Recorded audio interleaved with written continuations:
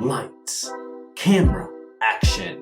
Hey, what's up guys? My name is John. I'm an emergency medicine physician assistant and I'm so excited right now. This is it, guys. This is my new YouTube studio. In this video, I'm gonna run through with you guys everything from the camera to the lights to the sound equipment and what I did to turn this 9x11 sized room into a studio. And at the end of this video, I'll even share with you guys the price of everything. And also down below, I'll share some links. So if you need any references, you want to check it out yourself, you can do so. What's amazing about this YouTube studio is that a lot of my knowledge, a lot of all of this came from YouTube. And that's why I think YouTube is such a great platform. Shout out to all of the photography related YouTubers out there. I went from having zero knowledge to having some sort of foundational knowledge about all of this. And I have to thank YouTube for it.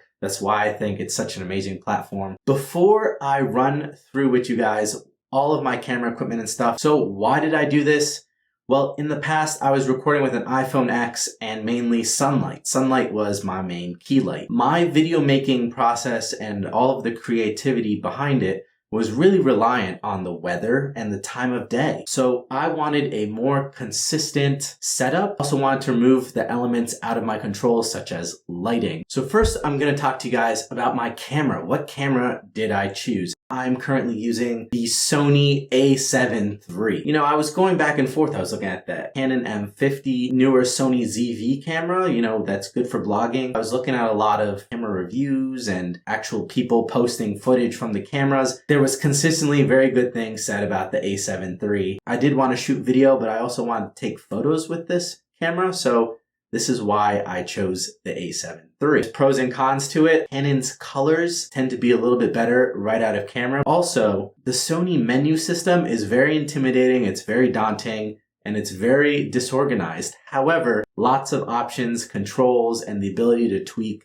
almost everything in the camera. On the Sony camera itself, I have just the standard kit lens. I did actually purchase this Sigma 16mm wide angle lens to shoot with. I think this lens has a lot of purposes. It is a good camera lens. It is a great price.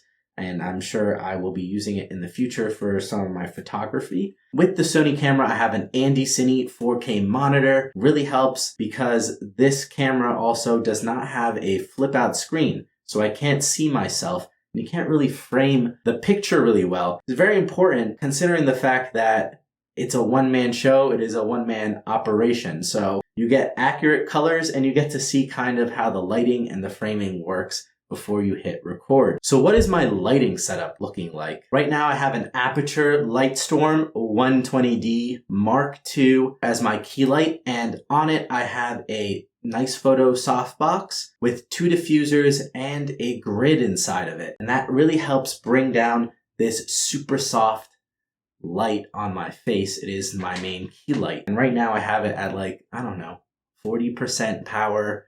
With the diffusion on, it is a really good light. I mean, Aperture is very high quality lights in general. I also have 2 smaller Aperture MC RGB lights, which are pretty cool because you get to control the lights and everything about them with your smartphone. And just over here as a fill light, I have this small Amazon ring light, and it works. It helps fill out this side of my face here. The fill light is on right now.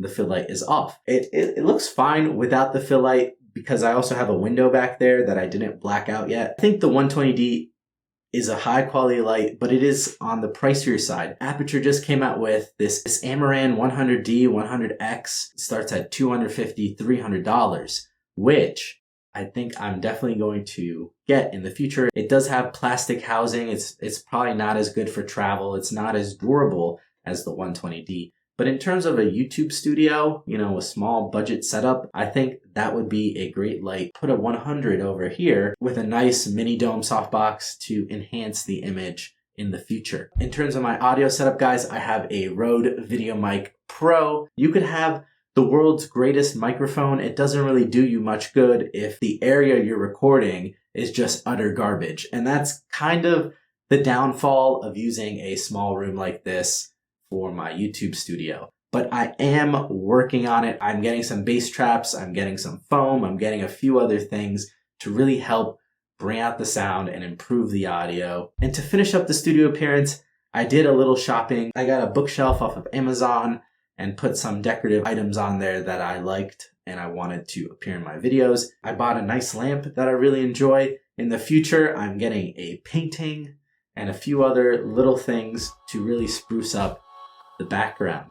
So, the cost. How much did all of this stuff cost? If I'm doing an estimate, right? The Sony a7 III, I got a bundle off of B&H Photo, and with everything all said and done, kit lens, it came with a nice carrying bag and a few other accessories, $2,000 with taxes. In terms of my studio, the most expensive thing is that Aperture 120D light that I have. Like I said, there are way cheaper alternatives on the market, so that is somewhere that you can save money. The softbox that I got for it was about 80 bucks. I was looking at an Aperture softbox. They were all sold out, and I said, you know what, do I really need it? This softbox is actually pretty great. I saw other people using it and decided to give it a try. I'm happy I bought it. The two RGB lights that I have were about 100 bucks each. This cheap ring light, I don't know, was 60 bucks or something like that. The Video Mic Pro over here was about I forget how much that was. All said and done, between the lighting, the stands, the cables, the extra batteries, everything in the background, the soundproof panels, the extra sound stuff that's coming in, I think all of those accessories totaled to about $3,000. This YouTube studio is about $5,000, if not $6,000. Is it money well spent? I think so. All of this stuff